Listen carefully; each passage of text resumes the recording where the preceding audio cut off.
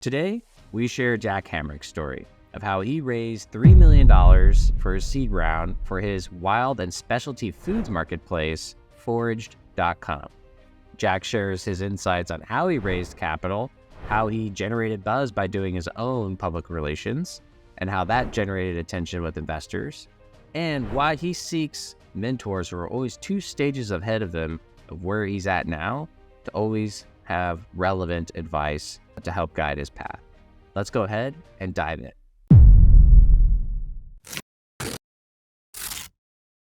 Everyone, welcome back to the show. Today we have Jack Hamrick with us, founder and CEO of Foraged. Welcome to the show, Jack.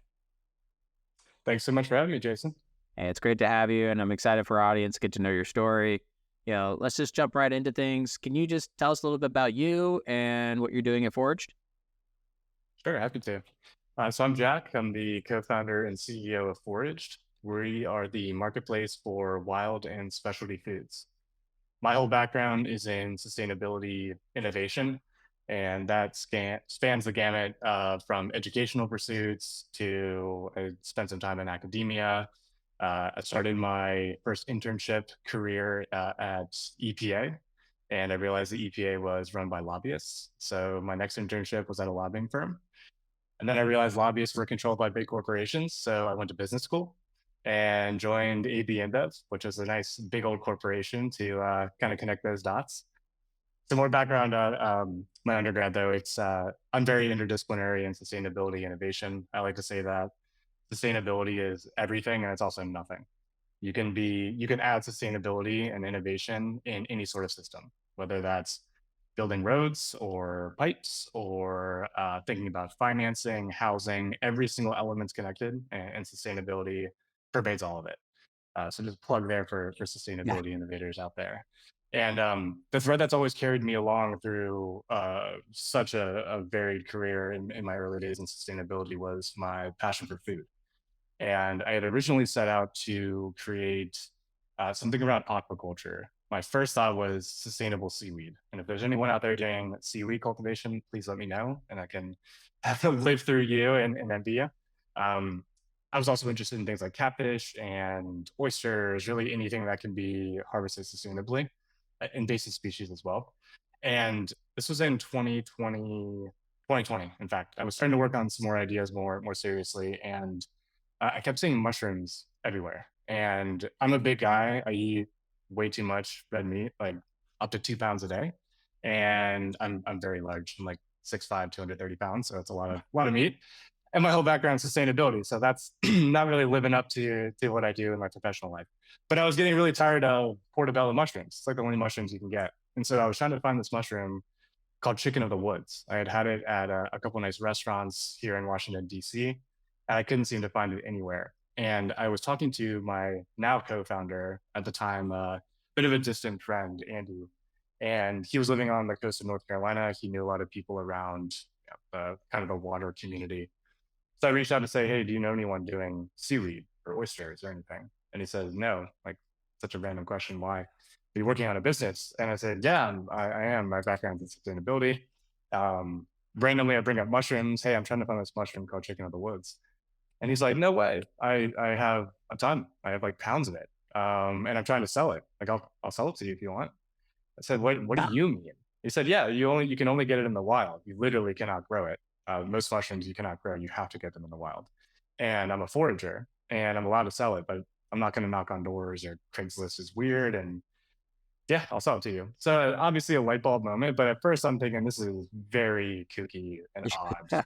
There can't be that many people that have the exact same problem we do. So I started looking into it. It turns out a lot of people have this problem. It's a huge market. Mushrooms that you eat, we don't do anything with psychedelics. We never have, and we won't. In the US alone is about 13 billion a year. Globally is approaching 100 billion a year just for mushrooms that you eat. So I thought, wow, that's pretty big. That's a big enough market to actually do something. And the market itself is fundamentally fragmented. And what I mean by that is you can grow portobellos at scale. You can grow shiitake and oyster mushrooms at small scale, but you can grow them, say with lion's mane and a few others. A lot of the really special mushrooms, though, like hen of the woods, chicken of the woods, morels, porcini, matsutake, generally you have to get them in the wild due to their relationship with their ecosystems and other plants and so forth. So it's a huge market. It's fundamentally fragmented by the growth and the growth mechanisms. So I thought that's pretty interesting. Let's see who's in the market. There has to be someone doing this. And I was looking on Facebook, Reddit, Discord, TikTok.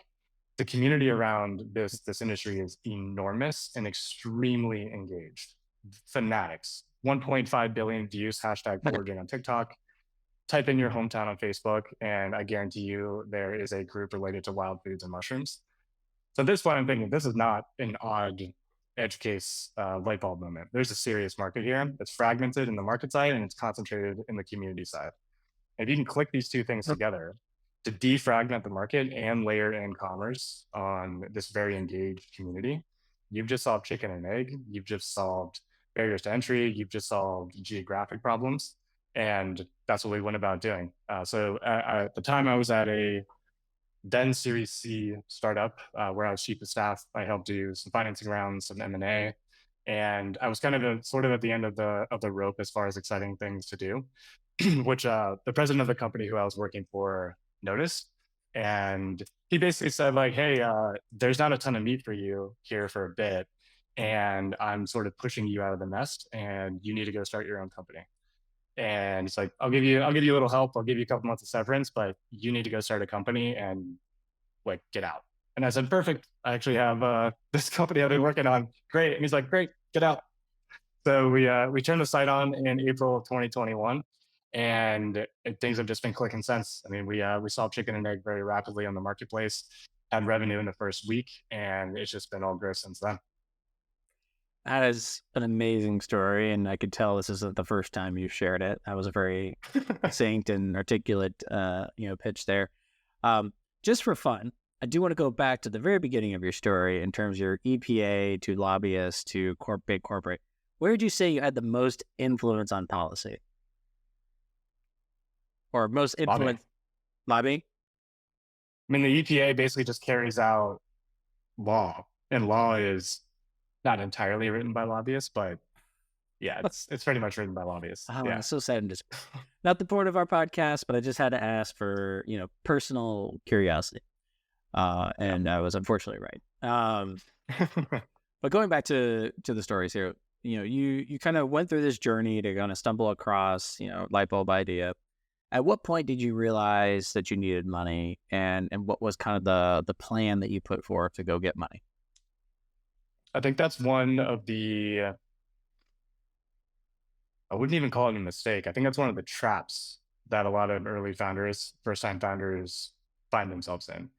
Unless you're doing something with hard tech or heavy regulatory industries, you can get really far without money. You can get really far, and oftentimes you're better off not having money. We had a 50-cent a day Google ad going for the first 9 months of the company. That's pretty much the only thing we spend money on. At some points, we would have 70% conversion rates on a 50-cent a day Google ad. And that got us a lot of traction. 50 cents a day, a lot of traction. We started with a WordPress and a WooCommerce site, like off the shelf. We ended up with 75 plugins. Half of them were plugins that we made plugins for to fix the other plugin.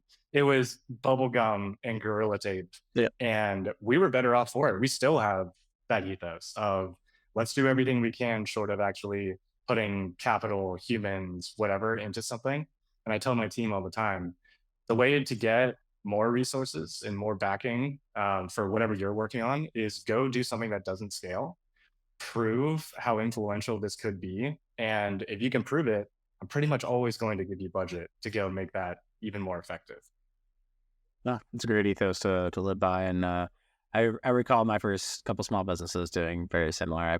I despise WordPress at this point because I have so many tragic stories using it, but it's a means to get to some, to start and get somewhere going. It's amazing. Like, I mean, I honestly, I don't know if we could have done what we've done even 5 years ago because of how advanced some of these off-the-shelf tools are, and because of how deeply connected mobile networks are now. I mean, a lot of our users are in the woods, way out in the woods.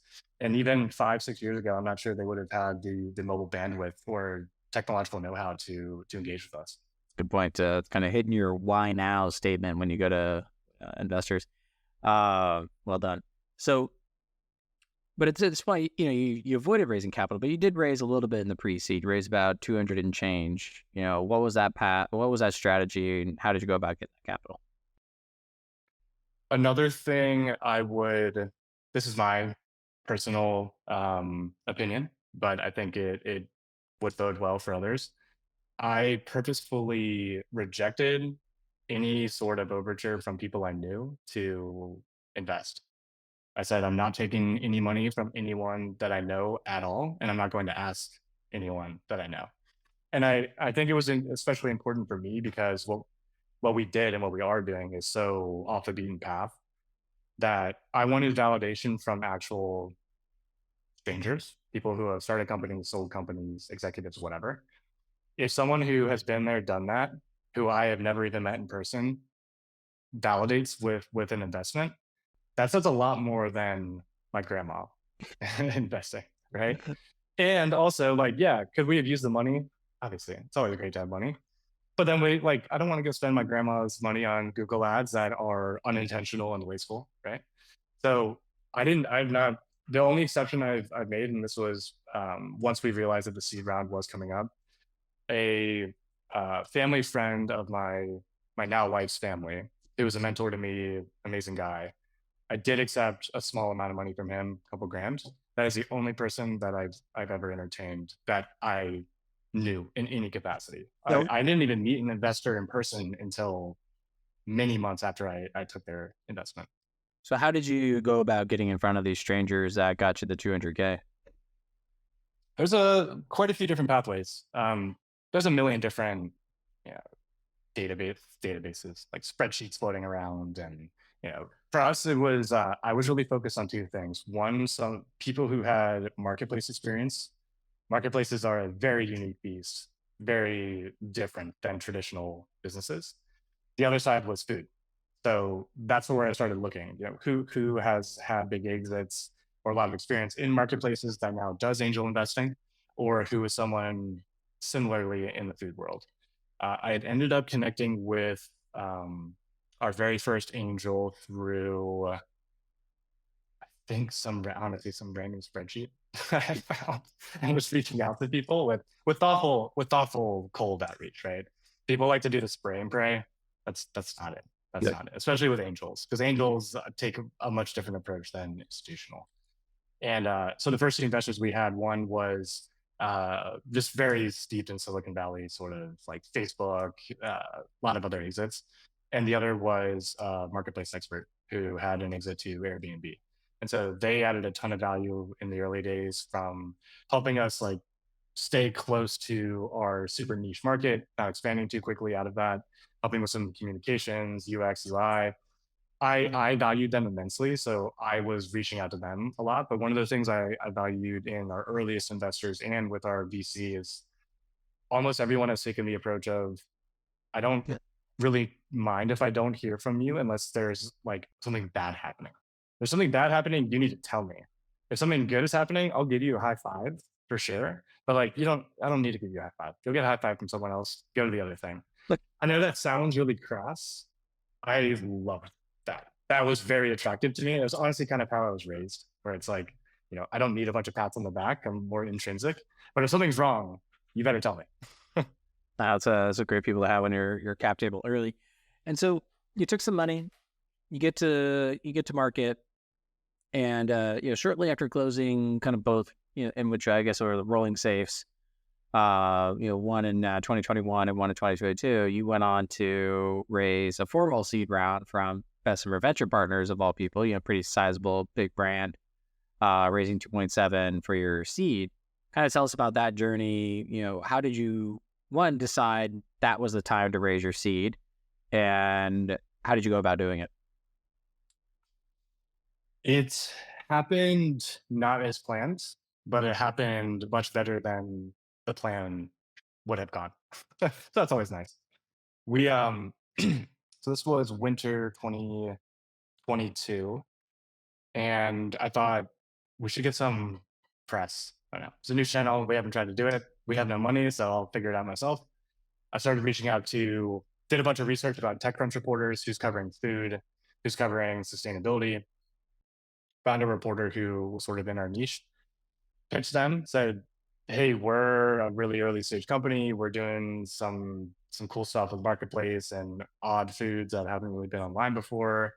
We're growing like crazy, and we have no money, and we're kind of weird. Does this sound interesting to you?" And they said, "Yes, that sounds interesting." So the original plan was go through 2022, hopefully do a formal seed round at the end of the year. And we got a hit in TechCrunch in April 2022, and the VCs just descended. I mean, it's kind of, blood in the water to hear like odd company growing well with no money. So I didn't really expect that, to be honest, but that's exactly what happened. And we were fortunate to be raising in a good environment. We were just on the edge of like things getting kind of odd in the way that they are now. And we had quite a few VCs reached out, immediately got into conversations. We had quite a bit of diligence material prepared already for them. And the experience for me was, because we had very little money. I wasn't even making a salary then.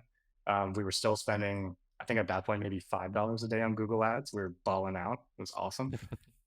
So for me, it was having a huge check. One, that I'm not driven by the number of zeros. Like, that's fine. I'm certainly not driven by the number of employees I have. If anything, it's like a tarnish on a founder's resume to be trumpeting that. So for me, it was really culture fit, because we had such a great roster of early angels who did have meaningful contributions.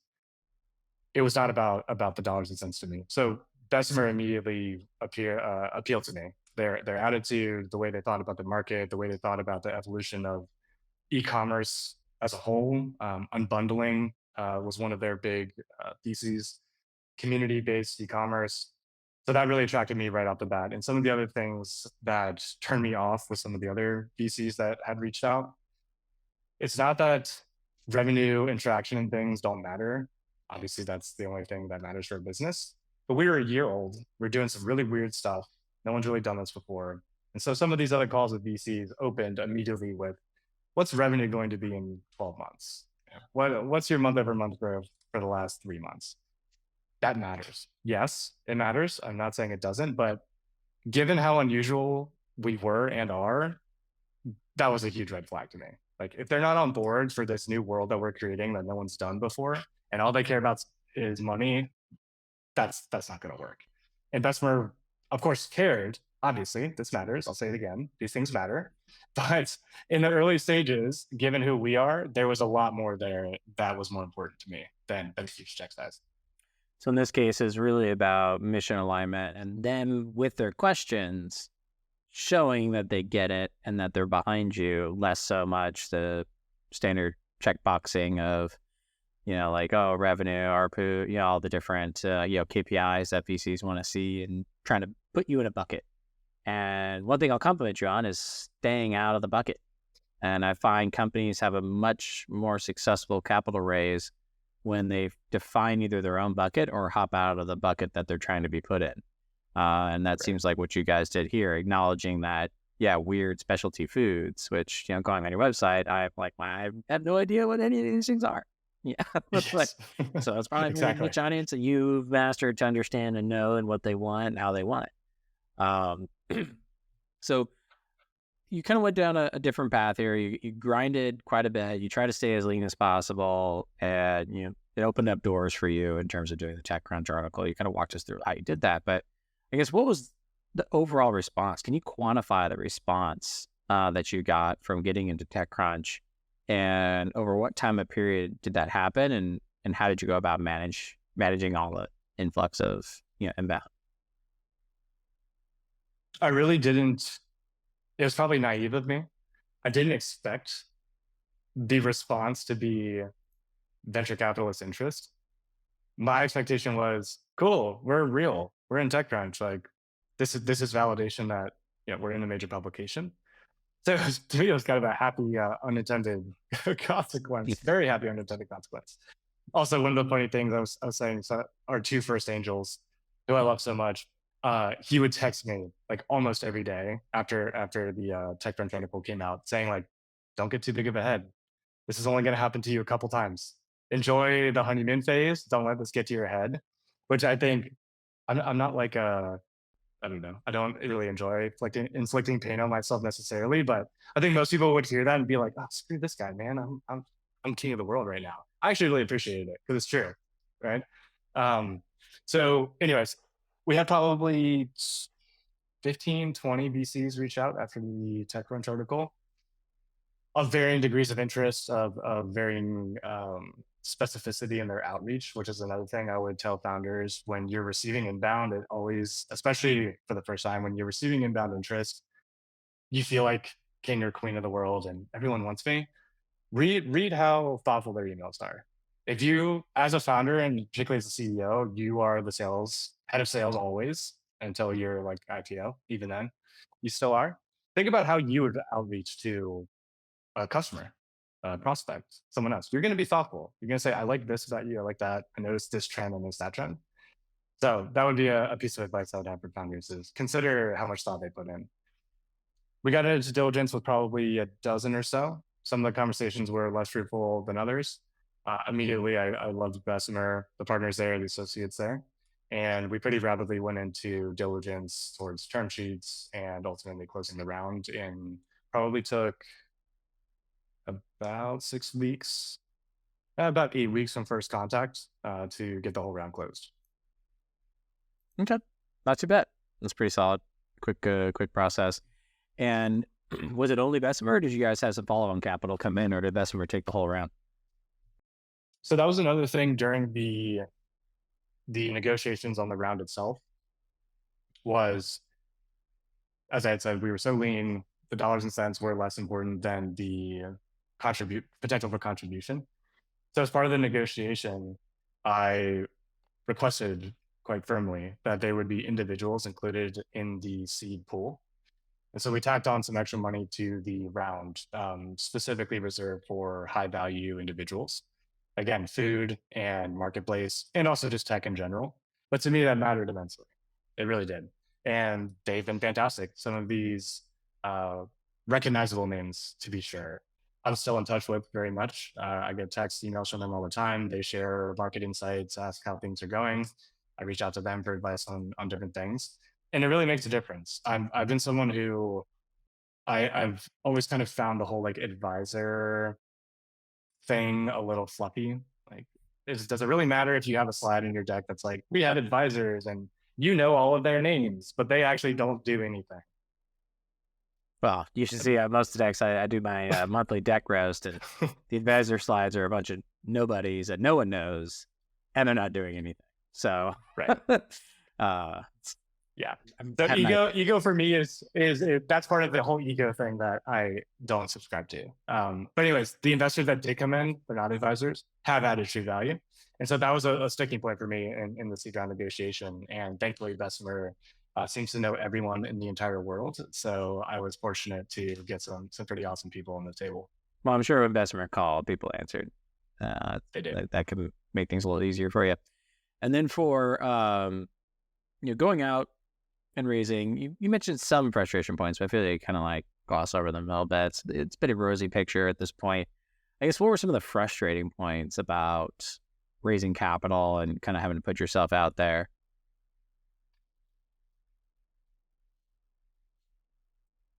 For angels, it's a different game, right? So in the really early days, unless they have like unlimited money, which some angels more or less do, they're probably going to be on you a lot. And I think it's important to get a sense for that early on and see that pattern and get ahead of managing those relationships. This is with angels in particular. On the seed round, I mean, admittedly, the process was not that difficult. Is not the right word. Mine was smoother, I think, than other stories I've heard, and I'm very fortunate and thankful for that. So a couple things that stood out to me: legal counsel is important. Get a good legal counsel at the outset. Ask your angels for recommendations. That's what I did. It's expensive as hell, though, so be prepared for very expensive counsel. If you're doing a formal price round with an institutional investor, it's going to be expensive. I would try to clarify some things up front. You can either do a fixed round price with your counsel if that's possible. Have some sort of caps. Know what you're getting into for pricing because it is very, very expensive and can take a meaningful chunk out of your round. Do share. How much did it end up costing you, if you can? Hundreds of thousands. For a seed? It's a formal round. We had a lot of documents. It's important because these are going to be the documents that persist through the life of the company. It was not, it was The not lawyer hundreds said? and hundreds. It was not hundreds and hundreds, I will say. It was in the six figures, certainly. And I wish I had done that at the outset. Lawyers do add up, and I talk to founders all the time on this. Definitely set a cap up front. Seeds are usually pretty manageable. The request on the legal side usually is often like, have your terms already negotiated, and never allow lawyers talk to lawyers. That's where things get escalated substantially. Keep your conversations with the partners at the firm, between you and the partners, and not the actual the VC firm. Do not let lawyers talk to lawyers, because they can rack up things pretty astronomically. I did not have that advice going into it. I wish I did, because that's exactly what happened. Yeah. So for everyone that's looking at any kind of legal of anything, the most important rule you can tell your law firm, whoever you hire, is they are not allowed to talk to another lawyer without your permission first. And that will save you a ton of money and time and hassle, because we don't have to go into, that whole conversation right now, but I'm glad you shared that. And I think that's a good warning to all founders out there. There are ways to mitigate this. A typical seed round price could be, in my experience, 30 to 60, all in. Wow. And it's sometimes even less, depending on the complexity of how much you had prepped beforehand. Now, if you're rolling safes on safes on safes on safes, then coming into like a price round, it gets pretty hairy, pretty messy, because there's a lot of backdating and cleaning things up. But appreciate. We did have a fair amount of cleanup. Yeah, we did have a fair amount of cleanup. Like myself and my co-founder had never paid ourselves legally as part of the round. We needed to back pay ourselves. That took some configuring on the legal side. Another piece of advice I would give, and I didn't think this would be a big deal. It wasn't a huge deal, but it definitely racked up some hours. We did take money from an unaccredited investor on a safe, and that ended up being not that fun. Yeah. That one's a tough one to get out of. We won't give any legal advice here, but it sounds like you had to get that situated, which is never really a fun conversation to have. So when taking capital, if you're not familiar with accreditation laws and things of that sort, that's why you get a lawyer. And those are conversations usually you can Google as well to address and not have to spend the money. But ideally, you're not taking money from unaccredited investors and often will probably be the biggest headache too, because they write the smallest checks and it's money they can't lose. And venture investing is all about losing money. So they need to get ready to swallow that pill pretty quickly. So it sounds like, you had some uphill battles and had to ultimately pay the price. But, fortunately, you got venture money in the door. So, it covered some of it. But I imagine you would rather have hired two people than for that money. You could say that. Nice. So another thing you talked about before we got on was the delaying of your announcement of your capital raise. So you actually raised last summer in 2022, but didn't actually announce until summer of this year. So tell us why. Number of reasons. One, we were extremely scrappy and we were on a WordPress site when we raised. I didn't really want a huge influx of people on our site that we were already, we raised a seed round to get money to build a site that was not WordPress. So first I was like, let's save the influx for a bit. The other thing too was actually that same angel who's telling me keep your head size in check during the TechCrunch honeymoon phase was adamantly against it. He said, there's no reason to do this now. Go start growing, go start building. What's the benefit to make your head get big? That doesn't move any needles. And he's totally right. It ended up working out really well for us, where we didn't need it. I mean, yeah. So I feel like I've talked about ego things so much now that it seems like it's like ironic and opposite. Yeah. But I swear I'm genuine. Like, what's the point? What is the benefit? Unless you have a benefit besides ego, don't share. You're just going to invite competition. You're going to invite other people in the space. You're going to have people sniffing around. If you don't have a strategic reason to do so, then just keep your mouth shut. It was kind of my thought. And we built really heavy for the last year after the round. And it was a good time this summer. We really have not done very much for true growth marketing. We spend very little on marketing. A lot of our growth is organic, it's SEO, it's community driven because we are a true platform marketplace. So we have all those network effects. And it was time to actually do some press. Like there's a lot of people in the world. I like to call them the Bon Appetit crowd. It's kind of the muse. We have the products on our site. Most of them have never been on the internet before. And if they are on the internet, they're on some site that looked like it was built by like AOL people from like the 90s. Cities website. Yeah. So like we need to get people to know about us. There's so many cool products, so many cool stories. We have 800 vendors from 7 countries, all these products that you've never had a chance to experience. People need to know about us. And I also don't like the game of spending. You can spend money on growth and you can fuel growth with capital generally, unless your product is really bad, but it doesn't prove anything, right? So we still only spend a couple grand a month on advertising, and the advertising is very conservative. It's very specific. But it's time to go tell people about what we're doing in the world that we're creating. This is, of course, one of the reasons I'm talking to you here. And so that was really the genesis of it. Like we're in a good spot. Our product's good. We've grown a lot. Let's go tell people about it. And let's roll that PR push from the announcement side into more broader awareness among sort of general consumer outlets as a whole. Gotcha. No, it makes sense. And I think that's something that I always like to articulate to people. It's something we made a decision in one of my companies a while back where it was actually going to hurt us if we made the announcement, given that we were servicing kind of like more of an underserved community that money was not common. And to say, we raised $11 million, it's like kind of rubs it in their face until it came to the point where we had to recruit and have legitimacy from talent acquisition standpoint for people to feel safe to leave their big jobs to come join us. That's when we had to finally make the announcement. So it's smart for founders like what you did to kind of be strategic as when to pull that lever. Because if you just build your load and you do like a business wire or PR wire press release, we raise money. It's like no one's going to care, So it's better to really think about strategically how it can impact your business and how that can potentially seed like a kind of a roadshow or a PR outpush and things of that sort. So, Certainly. There.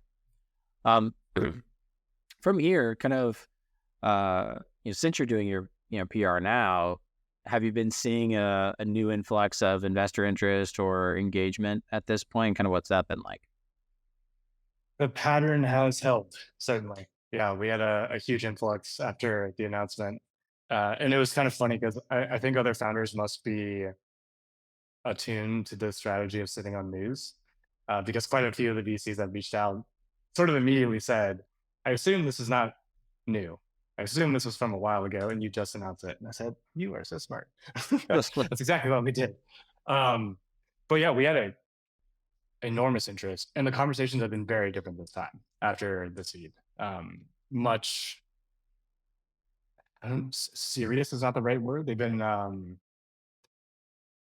we've skipped a lot of the initial steps, I would say. Now that we are obviously a legitimate company, legitimate team, legitimate backers, a lot of the early like patty cake in the conversations had been skipped over, which was nice. And we got contacted by probably upwards of 30 VCs over the summer after the announcement, which is a bit odd to me. Like I think they're really cool.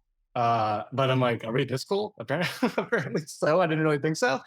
But the conversations were, they took a lot of time to be sure. Yes, I wouldn't recommend like, unless you're raising, a lot of people would say it's a complete waste of time and just focus on growth. I disagree with that though.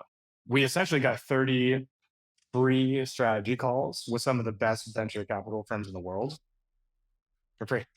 It forced us to get all of our metrics in line. It forced us to get all of our dashboarding cleaned up, our roadmap, our strategy, our hiring plans. Like it was a huge forcing function to be diligent internally. And that honestly was really valuable. Not that we were like chaos internal, but we're squeaky clean now. And there's a big value in that. And then we got a ton of different, everyone has an opinion, right? So you got to take any conversation with a grain of salt.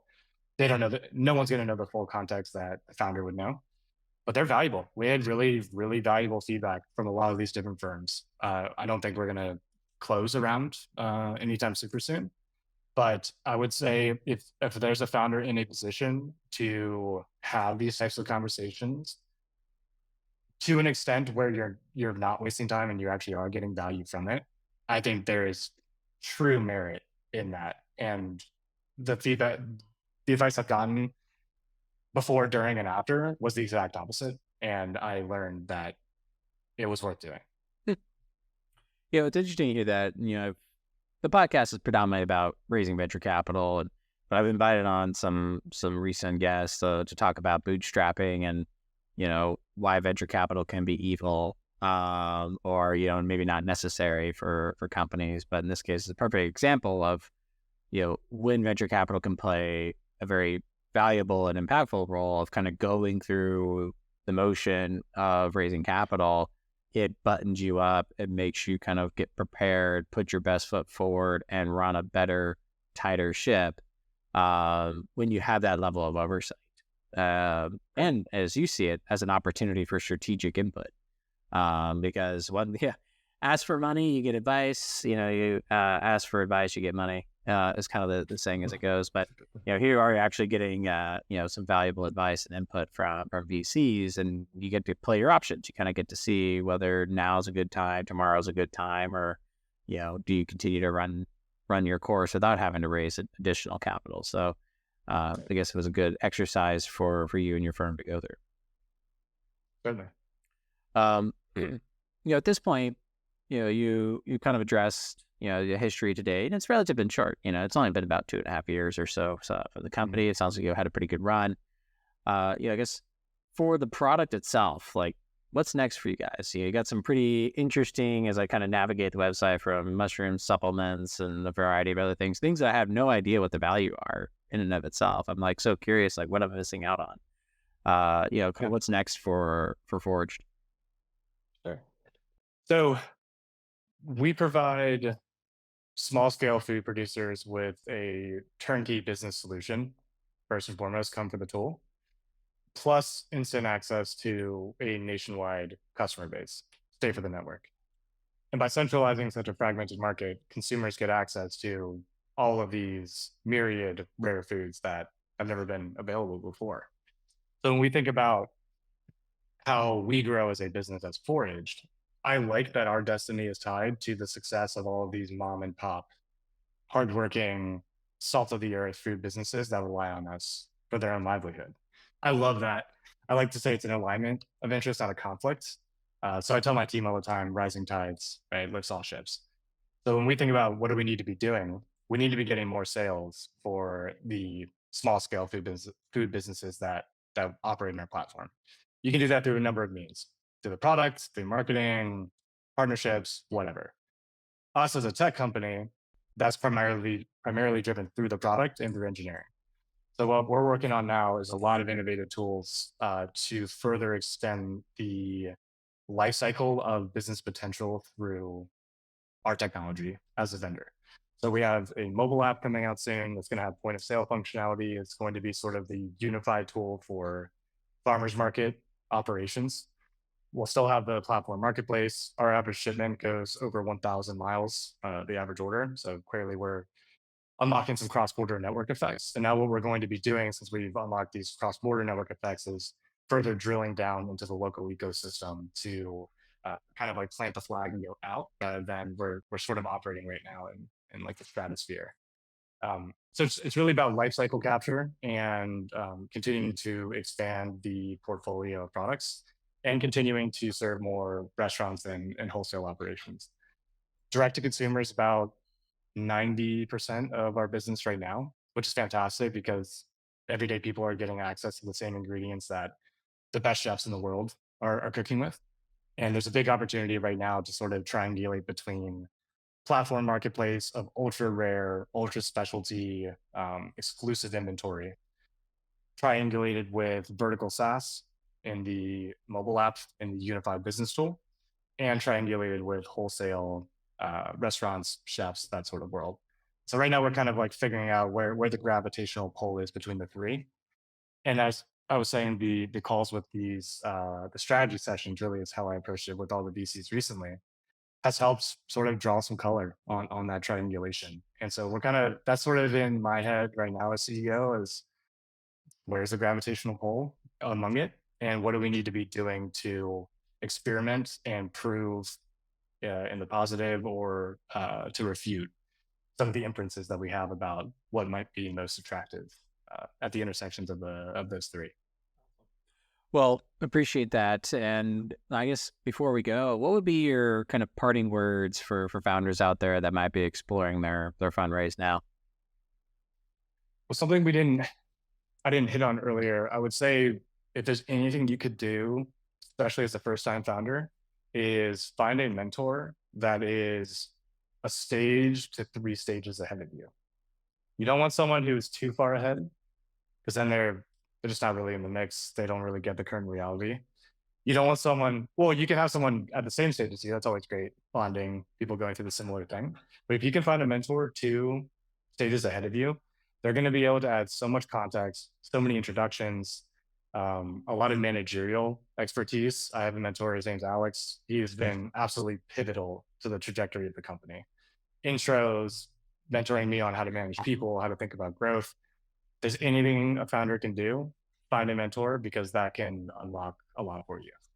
That's a great piece of advice. And I do appreciate putting that range as well, because, you got someone that's retired and it's kind of out of the game. It's may have an amazing story, track record, but just the advice doesn't hit the same as someone that's a little bit closer to home. Yeah. Well, Jack, I appreciate you being on the show. What would be the best way for people that want to get in touch with you, be able to learn more about you or contact you? You can check us out at foraged.com. That's foraged.com. Or on social, foraged.market is our handle across TikTok, YouTube, Instagram, etc. And we'd love to help you try some new foods. Lots of interesting things that you certainly never heard of. So give us a shot. I know you're talking about chicken of the woods, or this. I'm like, does it taste like chicken? That's all I want to know. Does it taste and get? It does taste like chicken. Wow. Go to our recipe section. Our very first hire, his name's JB. He is a godsend, absolute unicorn of an employee. Sure. He does all of our culinary content and marketing. His recipes are out of this world. Photography is amazing. There's a buffalo chicken sandwich recipe using chicken of the woods on the site. Go check it out. It looks amazing. Very good. I'll have to start experimenting. Well, Jack, appreciate you being on the show, and I look forward to getting this out to our audience. Thanks so much for having me, Jason.